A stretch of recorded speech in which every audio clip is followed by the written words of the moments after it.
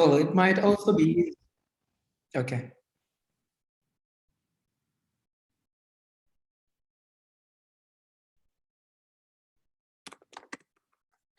Right, people are joining.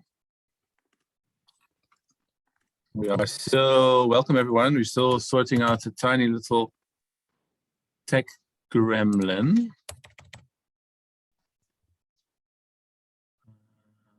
It's a different Grant, I think.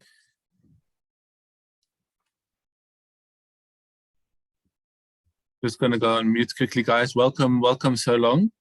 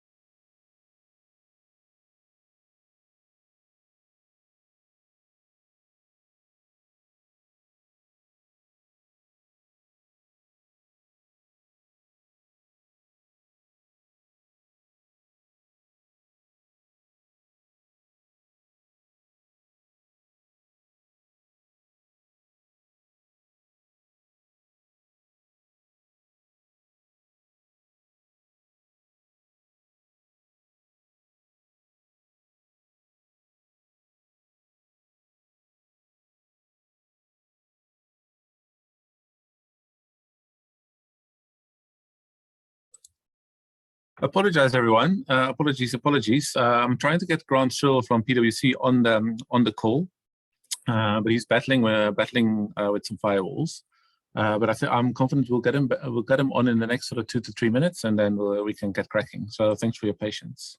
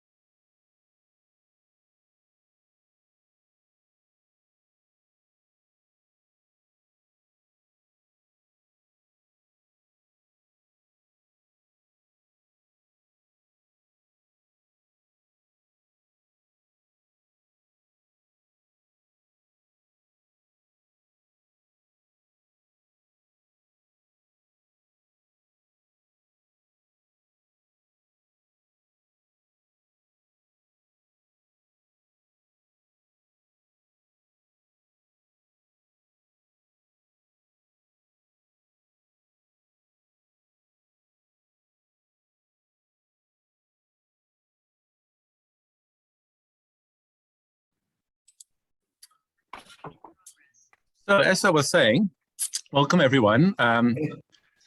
This is a webinar about technology. So you come to the right space. Let's see if we can hear you, Grant. Joel, I can hear you very, very softly. Hopefully people can hear me. We can hear you loud and clear, Grant. Very, very clearly. Sorry, Zuko. I don't know why, but my sound is so soft. Not sure why. Anyway, but if everyone can hear me loud and clear, I think that's fine. Fantastic. It might just be the volume that you could probably up a little bit from your side. I've got it on maximum. Okay, well there you go. We'll shout a little bit. Let me put this slide on and just welcome everybody again. What's keeping CFOs awake at night? Firewalls. Is probably one of the things. So let me get that one in there. We've really got a cool program. So let's not waste too much time with things that we don't need to discuss. I'm going to just do the official welcome. So my name is Joel Roerich. I'm the Managing Director of CFOs South Africa. There are 6 topics shaping the finance leaders' agenda at the moment, and we're going to zoom in on those. We might run over by 5 minutes or so because we're obviously starting a little bit late. We are really fortunate to have a top expert on board with Grant Searle. Grant Searle from PwC. He has been keeping an eye on the evolving role of CFOs for many, many years. So really looking forward to that because we had a great prep session. I'm really looking forward to hearing more about the tough finance topics like digital transformation, but also aspects of working life like culture and mental health. Those are often called the soft topics, but they're probably really the hard ones. So please say hi in the chat. I think the chat's already been going for a bit, so that's fantastic. Let's also use the chat sort of as Grant presents to pop in questions, and we see if we can tackle all of those. And then you've obviously already seen on your screen as well, Zuko Mdwaba. So before we hear from Grant, just want to introduce him, Country Director for Workday in South Africa. And I think Workday has really been instrumental in supporting the Finance Ndaba network and CFO South Africa community for years. So we really appreciate the support and then make webinars like this possible, for example. And I think many of you know that Workday has really been acing it in the HR space in South Africa, and PwC is one of their local implementation partners there, actually. But it's only part of the story. Workday's finance solutions are also used by many top CFOs on a global level. So I just want to ask Zuko, before Grant starts, maybe you can just give us some insights for a couple of minutes into your involvement in finance. Good morning, Joel. Thank you very much. So good morning, everyone. So Joel, disruption is becoming the normal state of business, as we all know. We've seen in the past 18 months or so. And today, organizations need to embrace this disruption in order to change. The recent events have only served to highlight how important agility is, and many organizations have sought to change and accelerate on their digital transformation journey. For many, the goal of reducing risk and cost whilst being nimbler is a key driver for finance. So our role is to simplify the technology uptake to ensure customers can quickly transform finance. We want to enable function to meet their goals and ultimately accelerate to becoming a more agile digital enterprise. While the move to cloud has been happening across the enterprise for years, to your point, Joel, around the slow traction in the finance space, finance functions have been a bit slower to adopt, given the disruption it can cause to business operations. But recent data shows CFOs are now prioritizing the acceleration of digital transformation fueled by the cloud, especially since the pandemic, and for good reasons, as you would agree. Cloud technology offers customers the latest innovations. The software is easy to update and access, and the cost can be low. Today's market forces are constantly pressuring organizations to build high-performing cultures, placing talent on par with financial results at the top of the CEO's agenda. Organizations across industries and around the world are looking to accelerate their digital transformation efforts post-pandemic in an effort to better meet challenges of the future, with many of them having begun the journey over the past year. The finance function is accelerating a shift that was already underway, with focus on data in terms of collection, access, and analysis to provide even greater value to the business. To be successful, Joel, it goes without saying that companies need to plan beyond just a simple system implementation. You need a talent and strategy from a finance perspective, specifically tailored to your business and industry, along with innovative technology that highlights the role of human capital while effectively managing financial performance.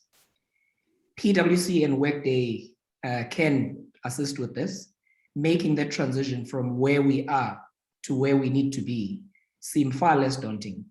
Analysts often recognize the work that PwC and Workday have done to help their clients with the digital transformation. PwC ranks number 2 in HFS top 10 Workday financial management services in 2021. So thanks for that, Joel. I hope that just paints a picture as to what we're doing in the finance space and the partnership that we have with PwC. No, absolutely, and thanks for that, Zuko. I think it all sets the scene nicely. And Grant, it would be great if you can take over the relay here, and let's dive into your presentation. I think I'm probably the one who's going to share it, or are you able to, Grant? No, I'm not able to share, unfortunately, Joel. No so worries. if you could just start us on the front page. And while you do that, warm welcome to everyone. Apologies for the technology challenges. I feel like the idiot in the room. But I suppose, again, maybe it's a consequence of all the cyber attacks recently. Our firewalls are obviously continuously updated. A bit strange. I normally join a Zoom meeting, but today just wouldn't allow me. But I do have one of my colleagues on the session today, Tanya. So welcome to you as well. And it sounds like you didn't have the same challenge as me, albeit. But again, I suppose these things are put in life just to make sure how agile you actually are. So as I said, a warm welcome.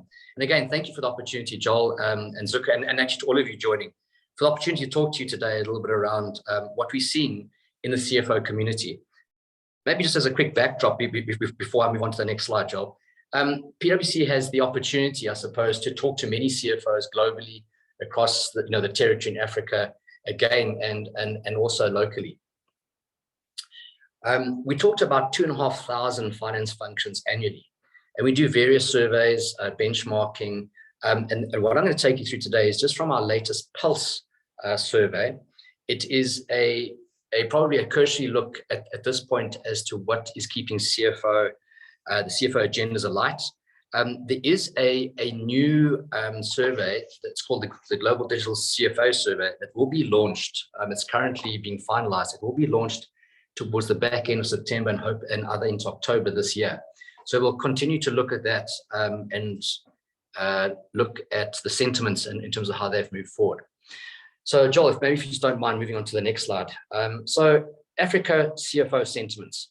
I think if we look at this, and again, this is from a recent survey in March, it's a bit of a mixed bag, I think, of optimism around what we're seeing CFOs. And I'll allow you to read that for a moment, and I'll come back to it just as I speak about one or two others. So I think if we look at COVID and the virtual working environment, it's certainly sped up transformation significantly. I mean, obviously, you've heard that from Zuko. I think it's always been an agenda in many businesses, and typically a very, very high agenda item for the CFO. Two key aspects that we're seeing: new ways of working, and it's quite interesting. We're hearing this mantra come through, and I've heard this in more than one session, and again also with other benchmark organizations. And they talk about it's no longer about my workplace, but more about my workspace. That's interesting, and I suppose we can understand the knock-on effect of that into the human psyche. Second is digital and technology investments, definitely back on the agenda. I think in the recent past, if we take probably the last year to 18 months, there has been a slowdown perhaps, and a change in focus in terms of obviously what organizations have been grappling with, and typically it's been around the fiscus. So today is really a snapshot of issues high on the CFO agenda, as I say. And maybe just I've allowed you probably a minute or two just to scan through that. Very interesting. That's why I call it a bit of a mixed bag of optimism. There's obviously some bad news in this, as we can see. CFOs, 1 in 2 of us are worried about the impact of the global economy on our businesses. And this is an Africa sentiment, so this includes Southern Africa as well. Restoring business as usual, at least 6 months if the pandemic or COVID, for example, had to stop today and we're able to kind of go back to what I'm going to call business semi-normal. Revenue, again, I think there is a bit of a positive there. There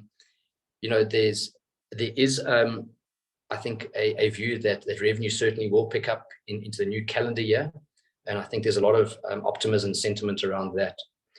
The bad news is, when you ask most organizations and typically CFOs, many CFOs are still on the roller coaster of on job layoffs, right sizing, 189s, whatever it might be. That really is a worrying factor. It's a very worrying factor in our Southern African economy, as we know at this point as well. On the positive, workplace safety, many CFOs, in fact, it's quite interesting. I think this is where CFOs are probably slightly more bullish around the workplace safety issue and the ability of the organizations to provide a safe working environment. I think the CFOs don't generally see that as a constraint today. And I'll talk about that in a moment as well.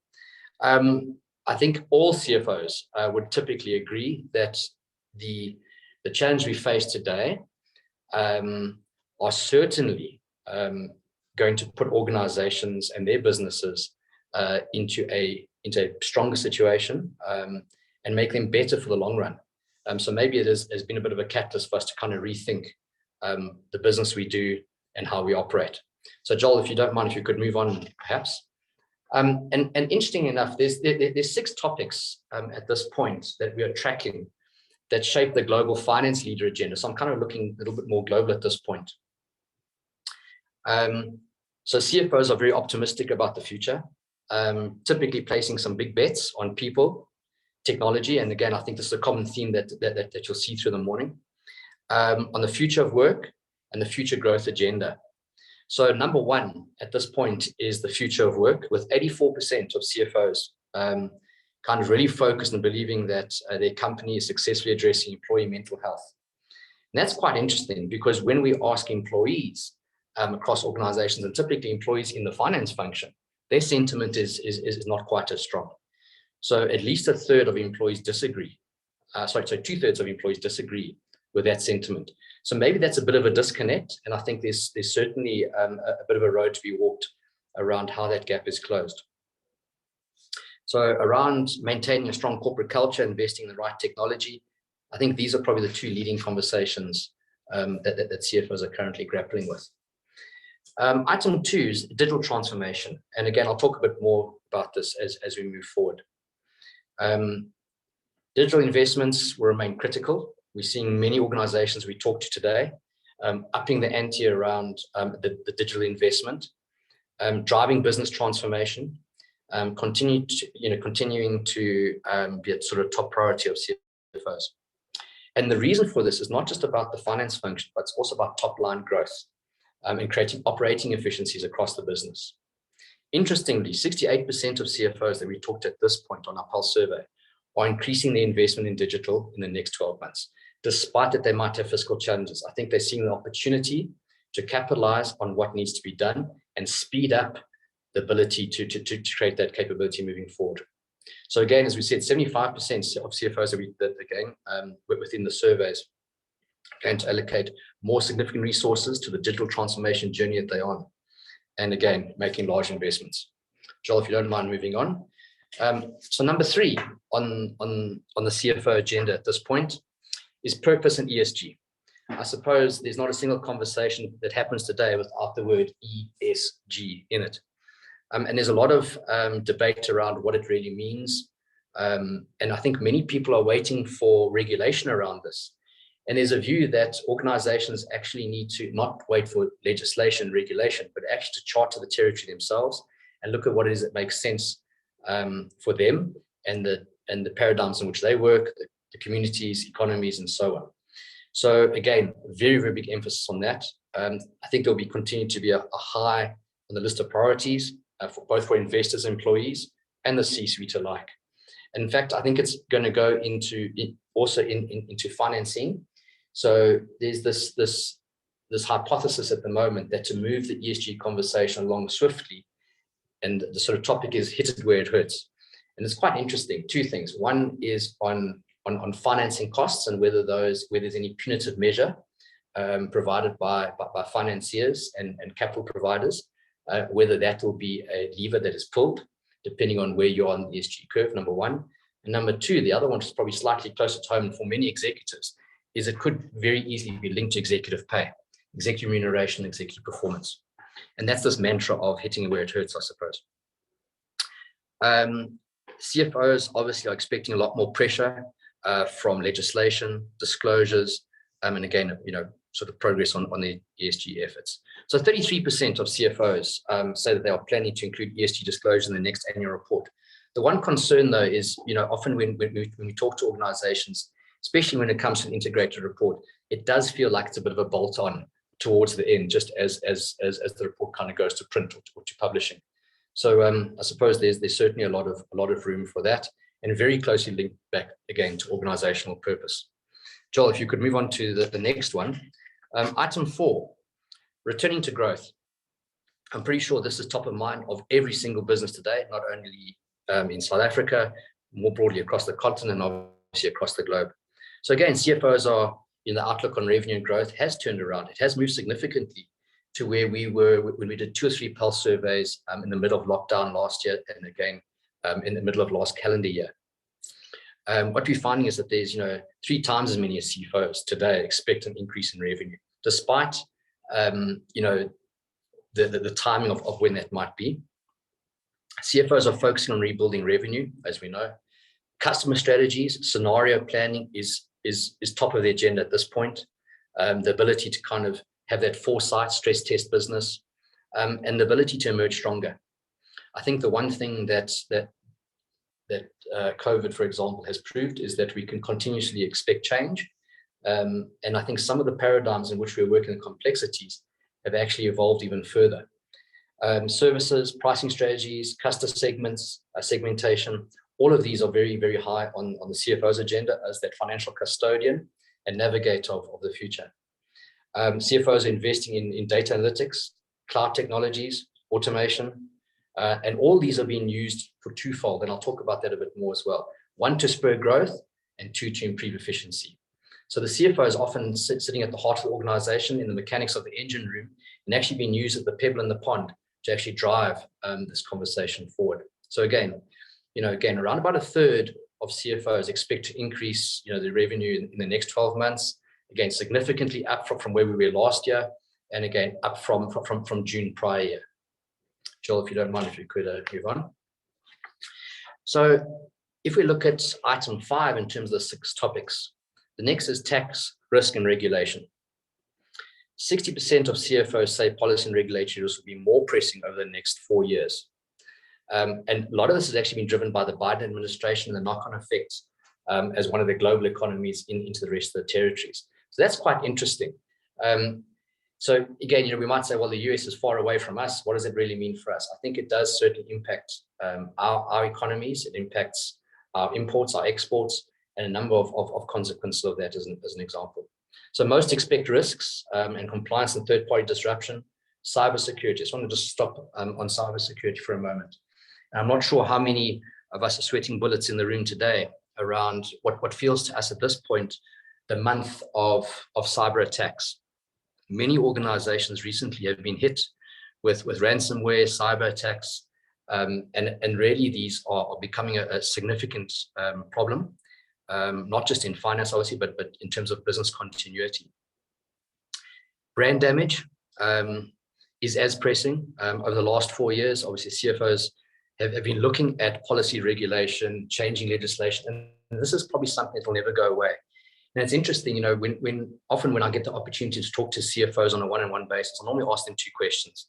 The first question I ask is, what are you doing to stay out of jail? That's typically the legislation and regulatory sort of question environment. And there's always quite an interesting conversation around that. And then the second question I ask CFOs is, what are you doing to stay relevant? And that conversation is either a short conversation or quite an interesting conversation to have. So those are typically the 2 paradigms I think that CFOs are grappling with at this point. Joel, if you could move on perhaps just to the last one.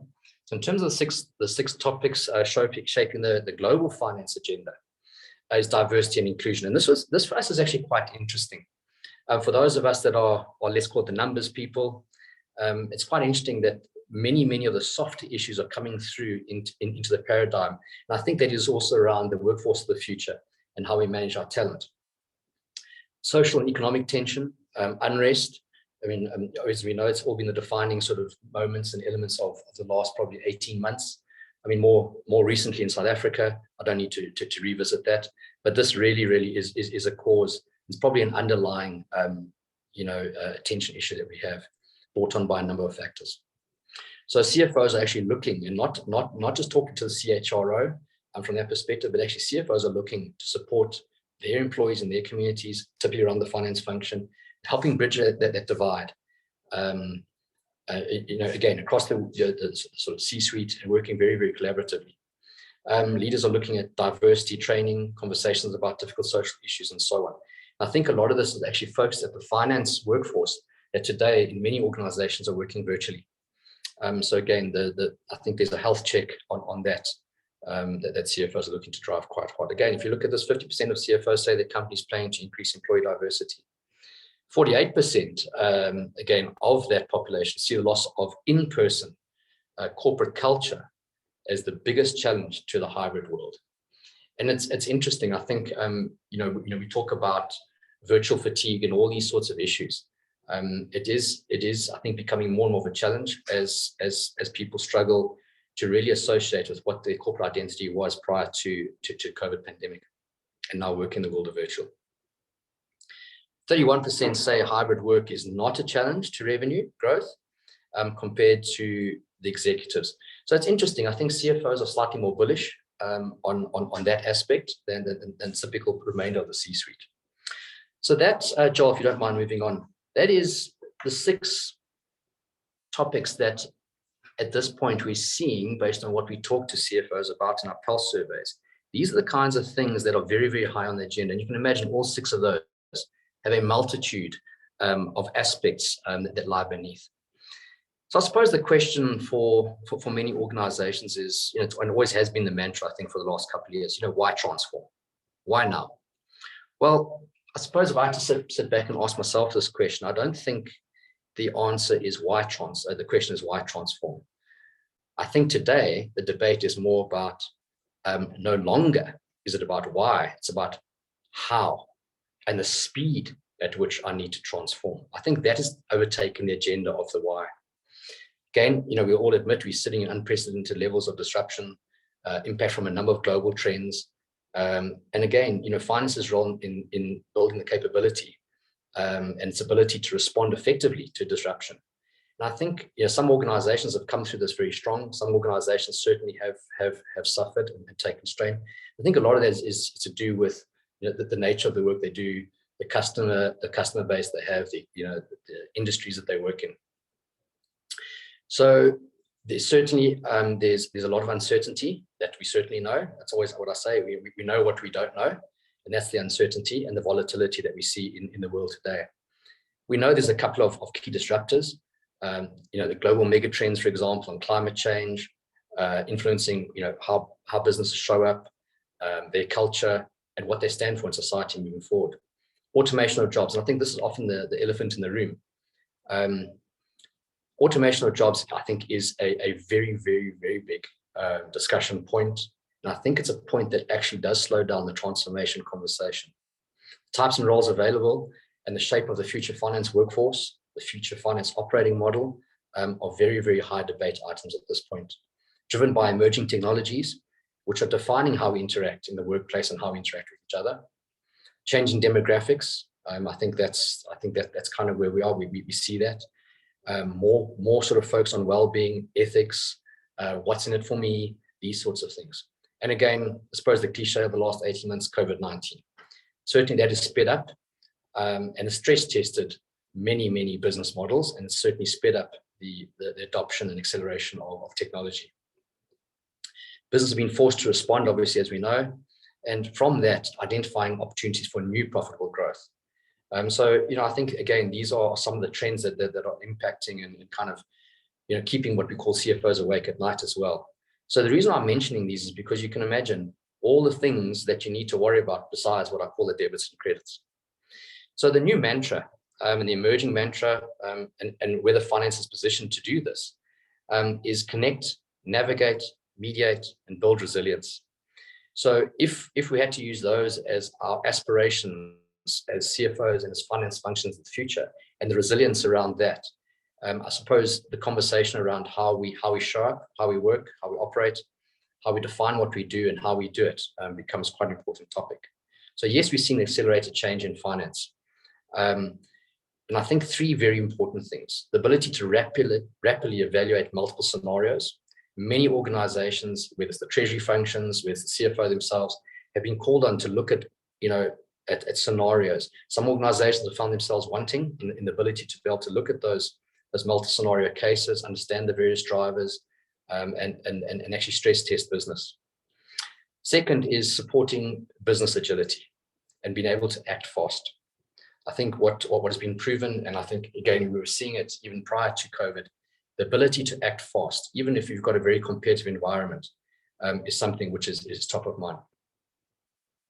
And again, I think lastly, it's about the ability to transform and adapt to the new world, new digital skills, new behaviors, new ways of working. And I think businesses and organizations are often asking finance to lead from the front. And the question I think many CFOs are asking sometimes is, are we actually equipped to do that? So Joel, if I could ask if we could just perhaps move on. You should have what I call the three triangles in front of you now, if we're at the same pace. In the past, the finance transformation agenda has always been a bit of a push agenda.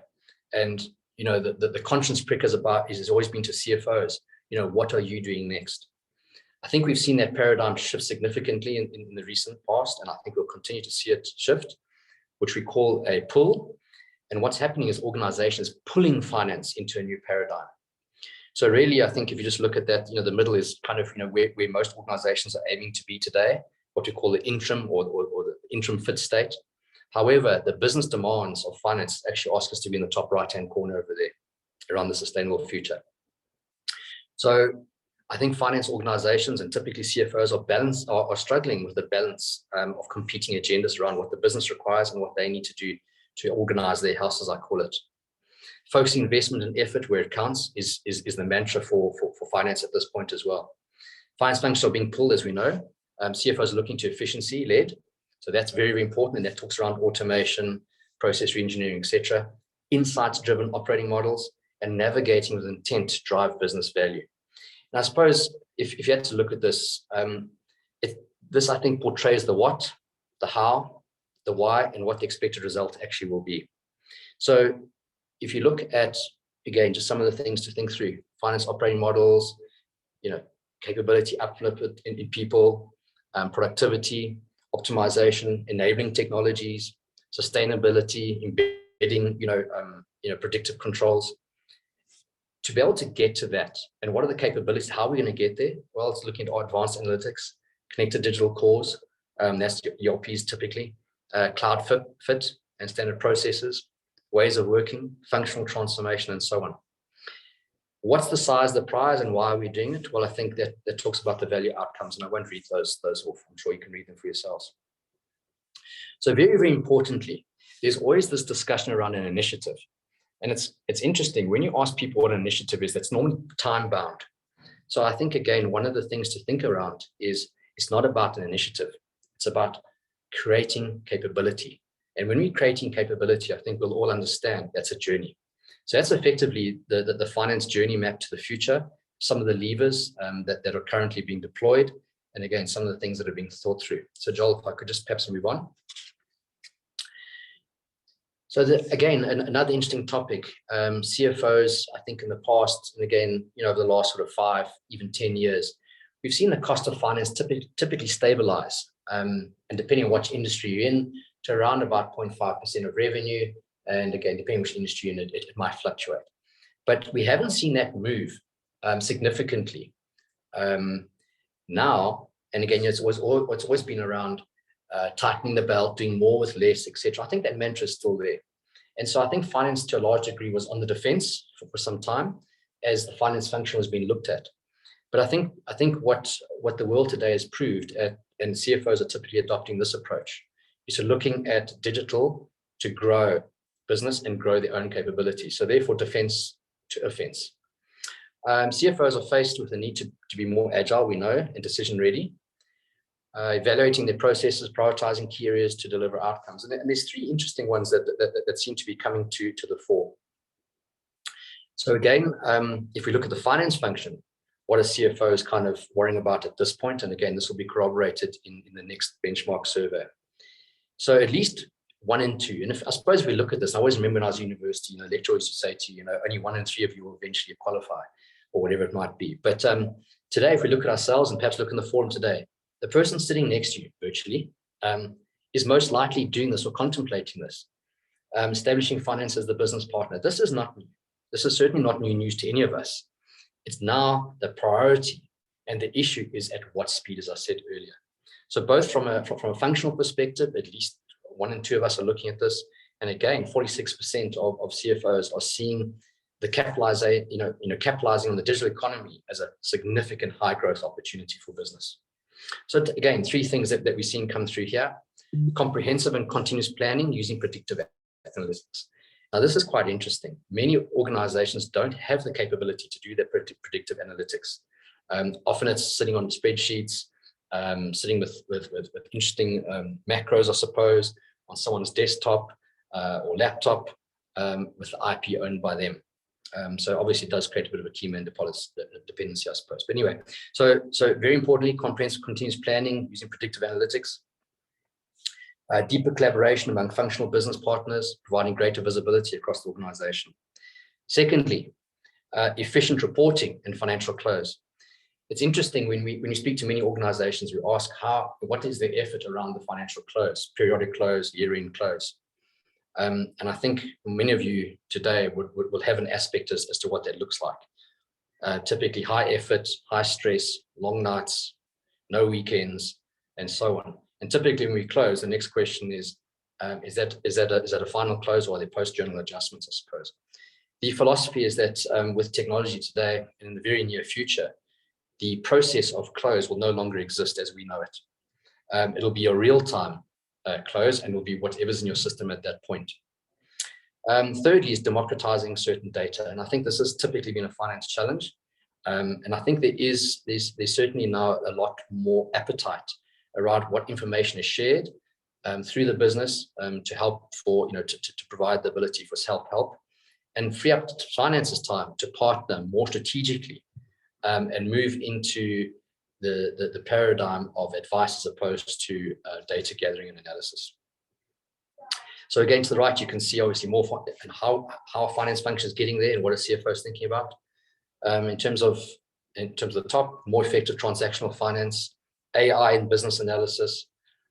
Secondly, investing in skills to execute. This is very, very important. So, there's this mantra of not competing against the ones and zeros and trying to outperform the ones and zeros that we create, which in essence is the robot, right?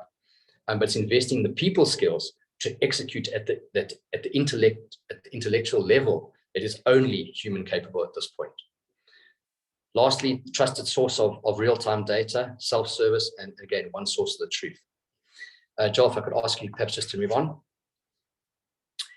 So again, another 3 interesting things which are linked. CFOs are looking at decisive action around their future operating model. No longer is it a nice to have. This really is something which is top of mind around how I organize myself to be able to deliver the service to the business and the value that the business is looking for me. Many argue that the future is now, right? So, the need to take bold steps to ensure functions are fit for the future. My belief is that that's where we are today. What we've seen today is, in essence, actually allowing us to future-proof ourselves. And again, a lot of focus around that. Secondly, productivity isn't just about measurement, and I think CFOs are starting to realize this. The performance of their own teams is massively critical. And again, it goes back to well-being, the longer-term career development, and specifically to individuals whose roles are changing. And we're seeing that significantly in finance today. We talk about the finance personas of the future, and there's a number of personas, job roles, and descriptions that do not even exist today that we're going to see into the future. And that's probably a discussion for another day. We're seeing CFOs continue to drive the use of collaboration tools, improving quality and access. And again, to the point where data actually supports the generation of business insights.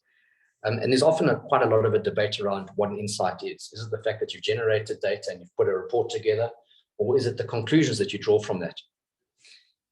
Joel, if you don't mind us moving on. Thank you. So interestingly, when we talk about CFOs going all in on culture and doubling down on digital transformation, I just thought I'd just bring through some extra stats. They probably are a bit small.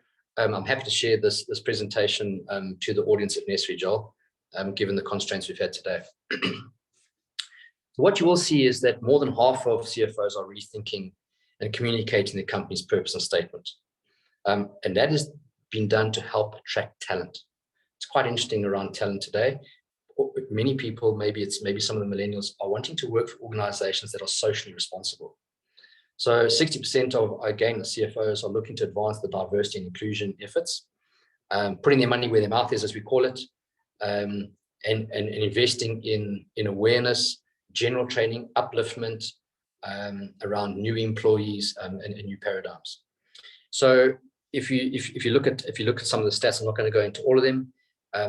In instances, if you look at the topics that we've asked CFOs to give us a debate on, we're going to call what we call the more or less concerned. CFOs typically are slightly more concerned in certain areas and slightly less concerned in others around this topic. Joel, if you could move on. So again, on the doubling down on digital transformation and transforming faster, 68% of CFOs today are investing in digital, as I said earlier, and typically over the next 12 months, irrespective of fiscal constraints that they're currently facing in the business. They're seeing this as an opportunity to springboard forward. Cloud analytics, for example, machine learning, AI, and other automation tools. We've seen this in the last 18 months. We did see a slowdown. It is definitely picking up again. CFOs also see technology as far less of a barrier to making hybrid work successful. That's very interesting. So I think what we'll see is the mantra of the workspace and not necessarily the workplace. I think there's an appreciation and it's probably been proved that people don't necessarily need to be in the same physical location to do what they need to do. More than 2/3 of CFOs are investing in cybersecurity tools and training. And I talked about that very quickly. And I'm pretty sure it's something on the agenda of many. It used to be on the agenda of the CIO. Today, it's actually on the agenda of the CFO. Why? Because it's about loss of reputation, impact of data, impact of business continuity. So again, as we say, that certainly remains top of the agenda and the top concern. All right, digital transformation is probably the highest on the agenda at this point, as I've said, and again, cybersecurity following on a hot second. Joel, if you could perhaps move on. All right, CFOs worry about the people turnover. Quite a few organizations we've spoken to have had what we call the brain drain. Some of this is obviously people immigrating. It could be going into different markets. It could be going into different business aspects. But CFOs typically today at this point are experiencing a higher turnover than normal. 80% of CFOs are really concerned about the turnover, labor shortages, and how this will certainly impact their company's revenue growth and potential to grow as we move forward. Half of CFOs have been focusing on automation, as we know, and this has been really to offset the key man dependency in some areas and the loss of institutional knowledge, where we're seeing attrition. All right, Joel, if you could move on. So again, we talked about balancing the demands of the business whilst having to fix your house and building for the future. So CFOs are continuing to drive this change, and typically it's in 3 dimensions: in the people dimension, the process dimension, and the performance dimension. Now, for many years, organizations spoke about technology, and I think that the technology conversation has now moved beyond into the performance realm, where technology now no longer is actually the constraint. Technology is pervasive across everything we do. So the conversation for CFOs has moved from technology adoption, but more to around how I drive performance. A lot of that in the past has been focused around efficiency and effectiveness. But again, I think where we are today, disruption requires the pivot to insight, and a lot of conversation around insight and what that really means. And again, probably a conversation for a different day. The business is asking finance to be a lot more strategic, not to be the bean counter, the commentator. Yes, we know that mantra's been there for the last 10, 15 years, but more so to be what we call the value business creator, top right-hand quadrant and beyond. So what are the investments that CFOs are making that we're seeing? There's 4 typical areas, and I'm sure you can see those. Firstly, it's around the business insights, and those really around revenue growth and cost reduction. Ultimately, what are they doing to do this, besides the levers they're using? Scenario modeling, revenue analytics, and on the cost side, looking at the concepts and the methodologies of zero-based budgeting, spend analytics, creating visualization, and again, being able to dive down into that detail where it makes sense. Secondly, finance operating model, very, very important. Looking at redundancy, and when I mean redundancy, I'm not talking about people, I'm talking about redundancy of activity that adds no economic value to the business process, taking out duplication, looking to lean, and then after automating. So there's a bit of a roadmap around what that looks like. Unfortunately, we are seeing some organizations that are automating to automate. And I suppose the philosophy around that is you need a strategy for efficiency, not a strategy for digital. Thirdly, digital finance tools, best of breed, model companies, depending obviously which service providers you talk to and which technologies you use, but those might be familiar to you when I talk about model companies. Standardization and software as a service. And that again goes back to the cloud conversation.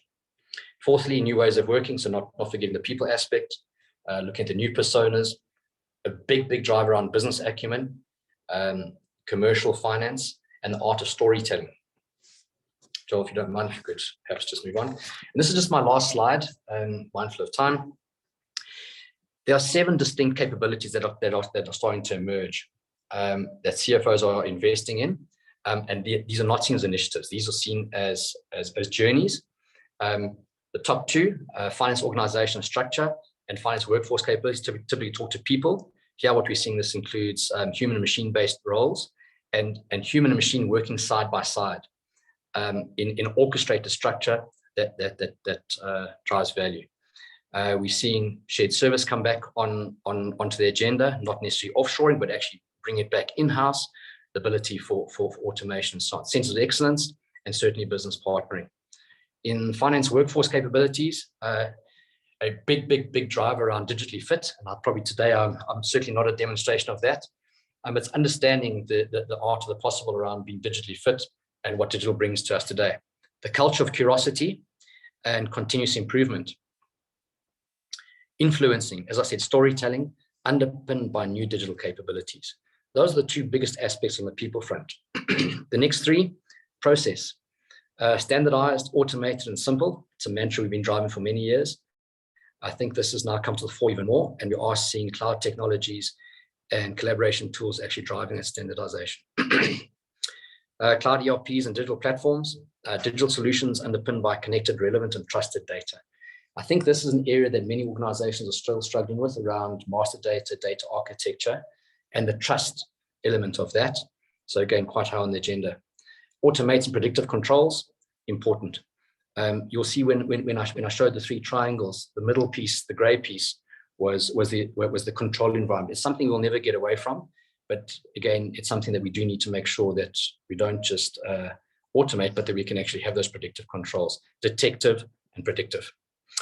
Lastly, on performance, which typically would have been the conversation on technology, I suppose, in the past, strategic finance, business partnering, advanced analytics, insights and action, leveraging real-time and connected data to provide actionable insights, and insight-led advisory. That's what the business is actually asking finance to do. So don't just commentate. Yes, that's great. That's what you're here for, sure. And that's probably one of your core aspects. But we want you to help us to look into the future, help us stress test this business, partner with us, advise us. And to be able to do that means we need to have the efficiency and the trust in data and our processes. And therefore, that's where we're seeing the hybrid of AI, machine learning models, delivering real-time predictive financial modeling and forecasting, business insights, dynamic scenario modeling, allowing us to provide those rapid insights and looking at risk and opportunity. So it's probably a bit of a whirlwind tour of the world of the CFO today. It's quite interesting when people ask me, would you be a CFO in a business today? I said, of course I would. There's absolutely no reason. It's the most exciting place to be. Many things on the agenda for sure, certainly some competing agendas, But that's probably just, like I said, the whirlwind of what we see CFOs worrying about and doing at this point. And again, with the opportunity to improve. So a bit of a monologue from my side at this point, but Joel, I think that was the whirlwind of what we're seeing from our finance community across the globe and also more locally. Fantastic, Grant. I think that was really comprehensive and forward-looking, and a bit of optimism in there, and I think it was really appreciated by the audience. We've got quite a big audience today. Lots of people asking for the slides, which is generally in webinars when what people do when they enjoy the content. It's like a thumbs up. So I really appreciate that. And to that point, I'm going to send out the replay of this webinar to everyone who's listening at the moment and the other people that have registered. Please, I'll chat to Grant about sharing the slides with you after that. You can. I don't think that's a problem. So, yeah, we can. Yeah. So we'll organize that for you.